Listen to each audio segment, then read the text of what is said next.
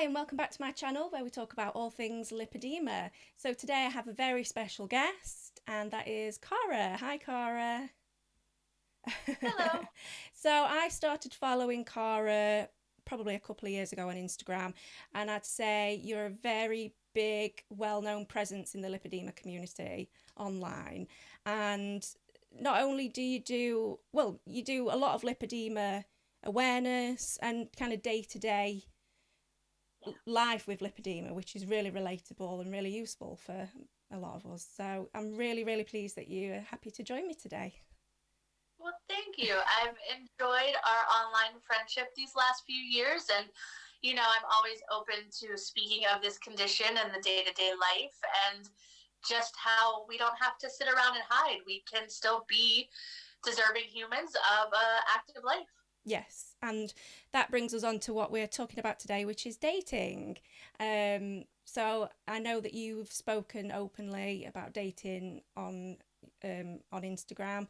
So I thought it'd be a really great topic to cover. Obviously, most people with lipedema do go through the dating stage, and it's a minefield.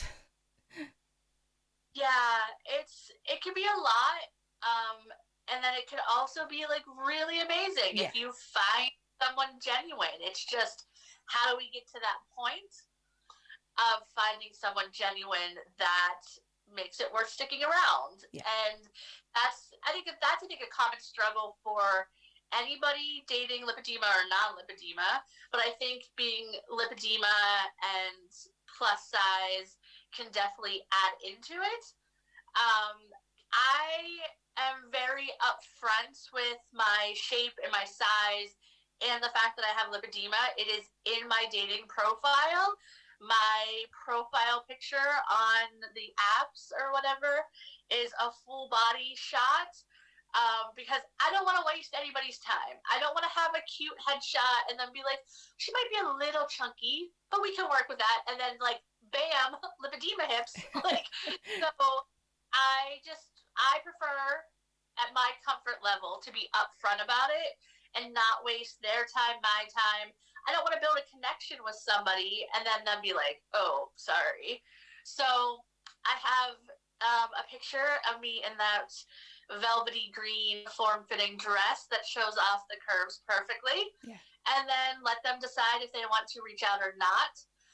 And then I just say casually in my bio that I have an online presence for lipedema awareness. And then some of them that actually read bios will ask me what that is. yeah, A few, oh, I looked up what this is. I'm sorry you have to deal with it. Um, but the online presence with dating can be a bit of a hindrance as well, because some of the guys don't like that I have such a big Instagram. Some of them want me to stop it like right away, or like, oh, well, once we get serious, you won't need that anymore. I'm like, I don't do my Instagram for attention of men. yeah, So I'm not stopping it once I have a boyfriend.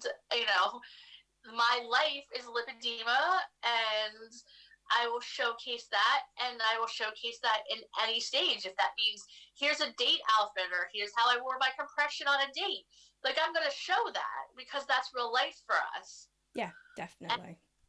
so I am trying to find that guy that is understanding that my awareness and my online presence is not about men, but about the other women, and support it.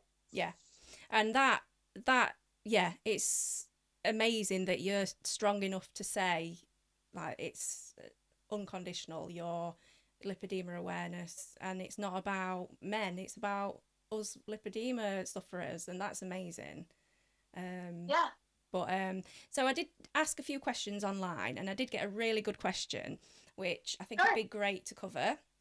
And it's somebody asked, how do you know when someone has a fetish or has genuine interest? So this is tricky, but one of my ways of kind of like trying to figure it out without flat out asking is I like to talk about how I've had surgery, or before I had surgery, I would talk about how I want to have surgery, and I would kind of gauge their reaction to the idea of me getting smaller. Right, okay. Because if they were like, oh, you don't need surgery, you're pretty how you are, which I would always combat. Well, thank you. It's not about, my looks. It's about, feeling better and getting rid of the pain and not losing my mobility. And then if they don't respond to that with, oh, well, yes, this is something you should do, then to me it's like they don't want me smaller, they want me a certain size or a certain curve, and it's more of a fetish than about my health and being around and being mobile to go do dates with them, or even mobile just to have fun in the bedroom. Yeah, well, yeah. I don't want so that's kind of one of the ways that I sorted out. Now that I've had several surgeries and I'm pretty differently in size than I was before, I kind of like when we talk about lipedema, I kind of explain what it is. I like to show a before and after and say, like, I don't know if I could get back to this point. Like, there's not enough about this condition to know that if I would happen to get pregnant again or menopause kicks in, if I'm going to balloon back up. So, like, if that's going to be an issue that I could get back to this size or worse, like, are you then going to bail? Because unfortunately with this condition, we just don't know enough. No, that's right, yeah. And so if they're like, no, if we're long term and it comes back in, we're fine, or I like bigger women, so I don't have a problem, or, whatever their response. But it's kind of the way of me. I've had to kind of try to decipher from both sides now. The before, when it was like, are you going to be mad if I lose the weight or have the surgeries? And then now it's, are you going to be okay if it comes back? Because I have a lot of men in my dating inbox now that's like, oh, you're the perfect fat because you've got the flat stomach, but you still have the hips and thighs. And it's like, okay. I don't know why anybody thinks that's going to work as a chattel line, to be honest, but I suppose, yeah, I just don't know. But yeah, it's so complicated. And I've just had another question where I was thinking about dating whilst having surgery, because that's something I've not experienced. So I think it'd be really fascinating for you to, I mean, I know some people just completely don't even think about it because they need to do the surgeries. I just wondered if you've had experience or... So I was on dating apps right before the first surgery, wasn't really kind of getting the response that I wanted, and so I was just like, I'm going to pause this for a while. And then my first surgery was February of 2020, and then the world shut down. So as much as I was on the dating apps at the beginning to talk to people thinking, oh, these men have nothing else to do but have a conversation, they would have to be better. They were just as bad. Like, you have to do but talk to people, and how are you still bad at it? I do not understand. So I pulled myself back from the dating apps for a little bit, just because it was just annoying. And then as the surgeries went on, and my next surgery was my saddlebags, which was a pretty drastic surgery in terms of my shape and size. I stayed off the dating apps for a little bit because I didn't want to be what my friends and I jokingly referred to as like a reverse catfish. Like, I want guys who liked bigger women to be like, ooh, I like this picture of you, and then I'm actually smaller when we meet in person. So I had pulled myself away for a while, and then last year, around this time, actually, I had started talking to somebody that had come into my DMs, and we had talked once briefly before, like the year before, and then he came into my DMs again, and it just kind of clicked, and we were talking, and it just went from casual talking to like talking more often, and then I met up with him a couple times. But it turned out that he not only had a girlfriend of 2 years, but he had a baby mama that he lived with of 16 years. Oh, wow. So that has made me leery on the men that slide into my DMs, because Right. it's like, are you upfront and honest? Like, what are we going to encounter here? And so I thought, he was a good guy. I thought he was supportive. He had been watching my Instagram for years. He saw my surgery journey. He knew what all I went through. So I'm like, okay, he gets this. Like, Yeah. he knows my before, he knows my current. I was having surgery for my arms in December, and he got really weird right around the time of that. And he was like panicking about it. And I was like, I'm sorry, I've never, had a boyfriend or anybody during a surgery. So I wasn't really thinking about how maybe this affected you, because I hadn't had to think about anybody else. And I'm sorry. But then I found out shortly after all of the other information, and I was like, I'm stressing over you. Yeah. Why? Yeah. Yeah. That sounds horrendous. I'm so sorry you had to deal with that.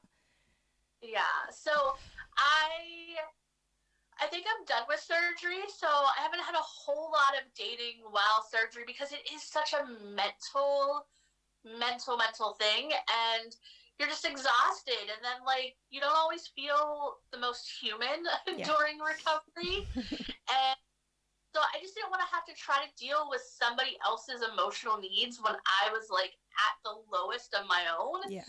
It was bad enough being a parent. Yeah. Well, that's it. So it was like my emotional ability to give to somebody else is like tapped out to the human that I have to give it to. Yeah. So I just felt it was better and fair to whoever I would try to date just to wait, because I just wasn't in a place mentally and emotionally that I could bring in somebody new. Now, if we had been dating before that for a while, then yeah, because anybody could come across having to need a surgery when you're with somebody. Somebody can need an appendix out, somebody's spleen can rupture. Like, there's so many ways that surgery can pop up in a relationship. So I wouldn't necessarily put it on hold forever.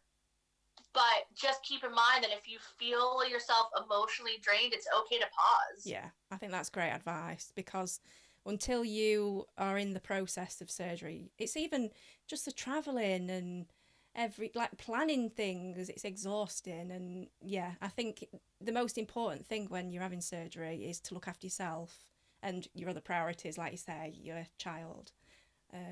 Yeah, I think people don't fully realize too that surgery is such a mental thing, because before you're mentally, I gotta come up with the money, I gotta get the money, and then it's, once you get the money, you also have to think of, oh, now I need flight money, or I need supply money, or I need, hotel money. So there's so many factors into surgery that even if you have it covered by insurance, or you're in one of the countries that it's covered, you still have other fees and like funds you have to come up with. You have to make sure you have money that cover bills while you're off of work. Oh, And yeah.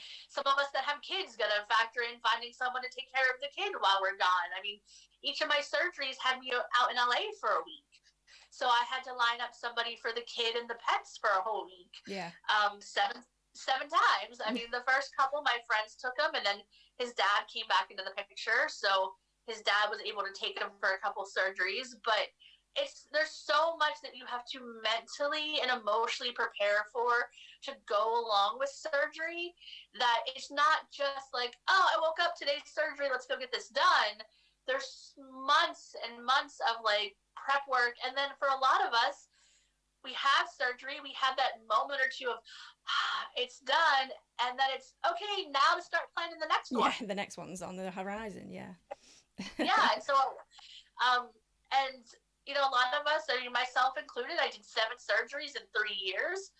A lot of us don't give ourselves downtime. No, it's true.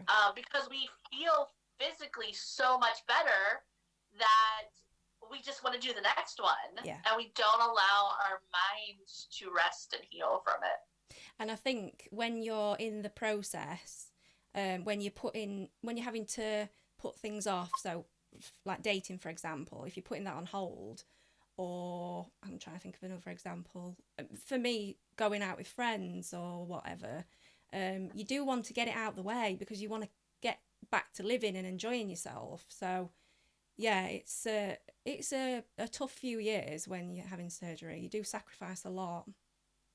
Oh yeah, I think for 3 years I told the kid no to just about every ridiculous little expense that wasn't necessary because it was like, no, I just paid for surgery, I have no money, or I'm about to do surgery, so I need this for when I'm in LA, or I would pause streaming services so that I had that extra $15 for an Uber when I was in LA, or I would make sure that he had proper food and complete meals, and I would live off of cereal and chicken for a couple weeks to a month, just depending on how budget fell. So, I mean, there's a lot of things that we definitely sacrifice to make it happen. And that does include, social life and doing things that just as a human you need to do to treat yourself. Yeah, no, that's so true. Yeah, been with Leon for about 10 years, so I didn't have, I didn't know I had lipedema when I was dating. So it's really interesting speaking to someone like yourself who I'm assuming you've done both sides of it. So you've dated before knowing about lipedema and then after now. And I really like the tip that you said about having you feel comfortable having a full body picture on, because that's things I avoided doing because I was scared. And now I look back, I'm like, you just need to own it. And you don't, and it's such a good point. You don't want to waste your time or someone else's time. Yeah. And yeah, I don't want to waste anybody's time. I don't want anybody to build a connection. I don't want to get attached to somebody and used to having somebody that I can enjoy talking to and relying on for them to then see a full body and be like, oh. And then that whole time period of who I thought they were is like, wait, you're actually an asshole. I don't like. So I just don't want that. I don't have the time for that. I'm too old for that. But I mean, I've done dating and marriage as a plus size, not knowing I had lipedema. I found out about lipedema. Well, I found out I had lymphedema for sure when I was pregnant with my son in 2008. And then it wasn't another 4 years until I found out that I had lipedema because I was complaining to a physical therapist when they were wrapping my legs for new compression for my lymphedema about being told. I was like, I'm tired of being told to lose weight when nothing I do does anything. I barely eat. I'm super active. I'm chasing after a toddler on my own because by that point I had been divorced. I was like, nothing I'm doing is working. And she didn't even look up from her paperwork. She was like, you won't lose weight. You have lipedema. And I was like, what? Yeah. And she was like, yeah, it's a special fat that doesn't typically react to diet or exercise. And I was like, okay. And it was this mix of, I'm not crazy.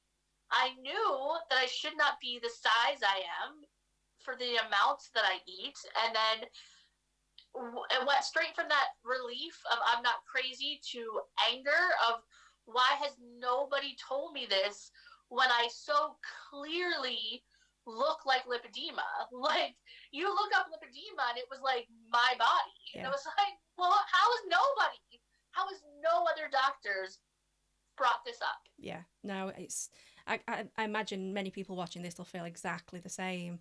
It's like when you've got those typical physical symptoms, and yeah. I mean, personally, I about 20 odd, I was going to the GP and saying my body isn't reflective of the lifestyle I have. I'm on this many calories. I even wrote a list of all the diets I've been on, and they offered me a weight loss surgery, the gastric bypass or whatever they're called. And it was like, what can I do? I don't. It's I just didn't know what I could do anymore. I've been offered the gastric bypass so many times in my life. I've been on every diet and exercise fad in the 80s and 90s because my dad was very against his overweight. He used to be a fit Marine, and then he injured his back and he was immobile for several months and put on a ton of weight in that time period due to depression and immobility. Mm-hmm. And so then he took out his self-hate onto me because I was the next chubby one in the family. Yeah. And so I was forced on every diet and exercise plan in the 80s and 90s, and nothing ever really worked. The only one that kind of gave me any results was the Atkins diet, and that was because you cut out carbs, which I didn't know I needed to be gluten-free for celiac yet. So Right. I cut out carbs, which is mostly gluten, and I felt amazing. My, like, all my other issues had started to, like, and so, but then as everything happens, my dad would get fed up with the diet and we would just go back to normal eating because you can't stick to a diet that's completely unrealistic. And gluten came back into my life and I was back to being sick for a while until I finally got the answer that, like, you need to not eat gluten, you have celiac disease. And then I was like, oh, okay. Yeah, something else. But, like, yeah, but, like, I mean, there's just been so many times where I've been told, you know, I was 12 and at the doctor with my mom, and the doctor was like, you know, how much do you eat a day? And I, like, rattled off, like, the few things, and he was like, okay, so that was in the morning. What else did you have? And my mom's like, no, that's what she had all day yesterday. And he was like, he turned to me, and he was like, this is a safe space. Like, mom can't yell at you if you snuck more food. Go ahead and tell me. And my mom got, like, really pissed off, and she was like, no. She was like, I buy the groceries. I know what's going on in the house. We don't live where she can walk to a store and buy, like, cookies or snacks. She doesn't drive yet because she's 12. And she goes to and from school with me because I teach where she goes. So she's not even riding a bus or walking past a store on her way home from school and getting something. Like, I literally can monitor everything this child eats, and it's next to nothing. Yeah. And he wrote in my medical chart, mom and patient in denial about patient's eating habits. And it's like, you can't win. I mean, it was literally been my whole entire life. Yeah. I was shortly, it was a couple months after I had my son, and I went in for a sinus infection. And as I'm talking about my sinus infection, they are trying to get me to talk about gastric bypass. That's shocking. And I was like, oh, are my sinuses packed with fat? Is that why I can't breathe? And they got like, and I was like, I'm aware that I am overweight. Like, I just went through a pregnancy overweight. I dress this body every day. Like, I am aware. If you don't think that, like, I could do something to, like, make this go away and shut everybody up, that I, like, wouldn't.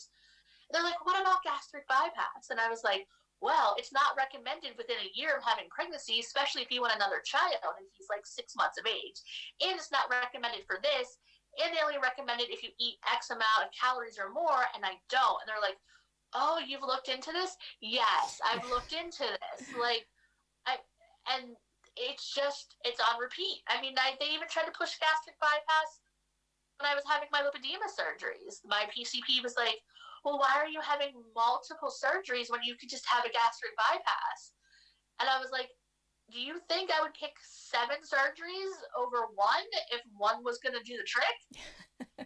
And the one surgery would have been covered by my insurance and would have been done within 45 minutes of my house. Why would I fly 6 hours, stay a week in LA, and pay thousands upon thousands of dollars times 7 if one surgery for free in my hometown would have done it? Yeah. Yeah, but we're treated like we don't know these things and that we're stupid because we've created this problem for ourselves. It's the same. It's just like worldwide, isn't it? It's awful. Yeah. And it's true, like you say, if we could make our life easier by losing the weight, don't you think we'd have already done it by now? Yeah.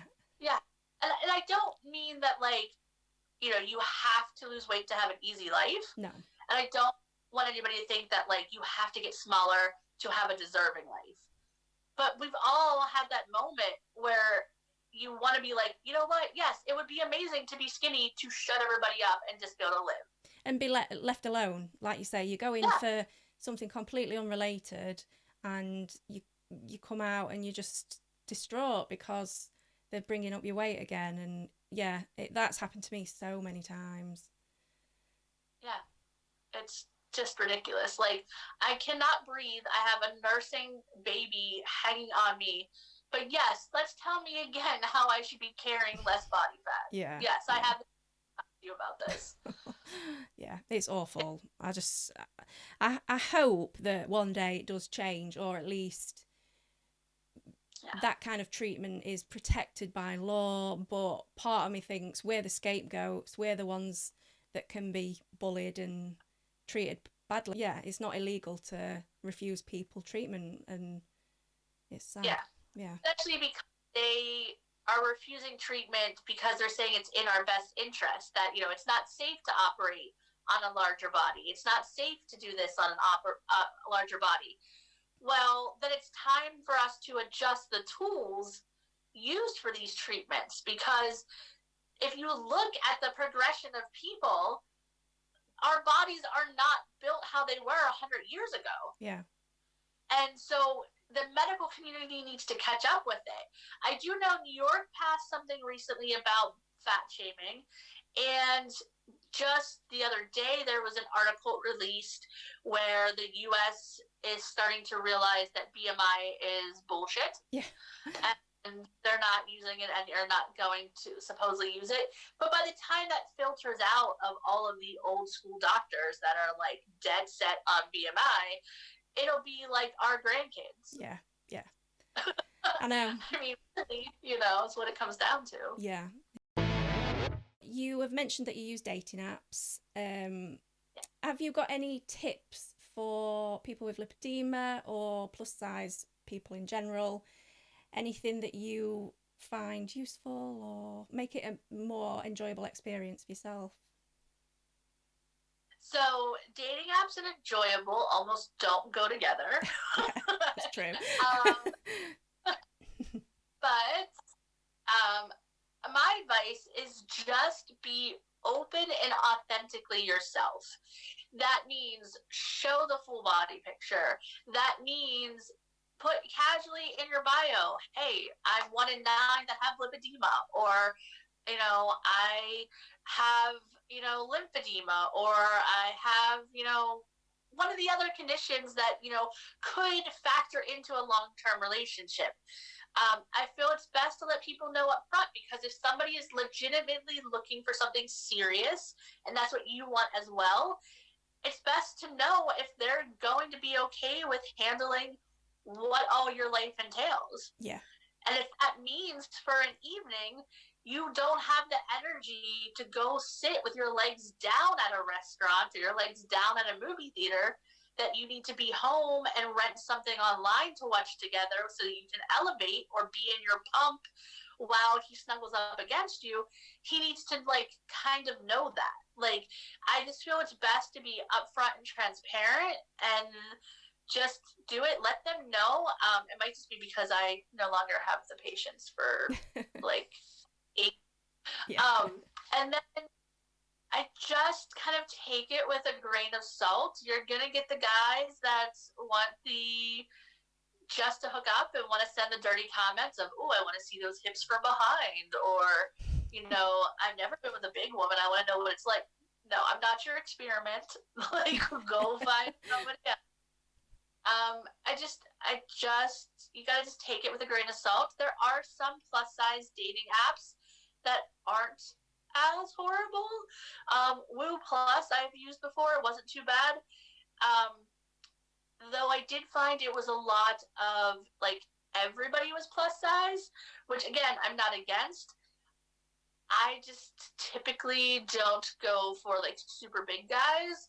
I've dated, my ex-husband was over 400 pounds, so I'm not completely against it. But what typically goes for, what first catches my attention and what I go for is dad bod, mid-range kind of bodies. So I didn't find there was enough of a variety of what I personally like on there, but the men that approached me were gentlemen compared to some of the other sites. And some of the sites like Bumble, where women get to reach out first. Right, okay, I didn't know that. It can make make it a little bit of a safer experience, because for Bumble, you both have to match. And then when you both match, then women can message first. The guys can't message you without you starting the conversation. So if you match and then you see more of their profile, or you match and they change something on their profile that you don't like, you just unmatch, and there's no like nonstop messages harassing you. Right, that's good. Because all starting the conversation. So yeah, it's just kind of a be yourself. And if you do use dating sites and you start dating somebody from a site, make sure you screenshot their profile and let somebody you trust have a copy of their profile, whatever picture they might have sent you, and their phone number before you meet them. Always stay safe and have somebody know where you're going and who you're supposed to be meeting up, so that, God forbid, if something happens, that somebody has an accurate description of who you're supposed to be meeting or who they claim to be that you're meeting. That's a tip, because my one friend's husband's a cop. So he was always like, send her a picture of who you're supposed to be meeting, send the profile.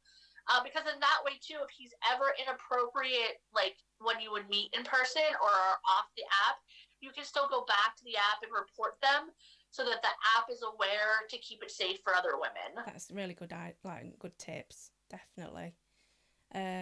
Yeah, so I think, is there anything else you'd like to add?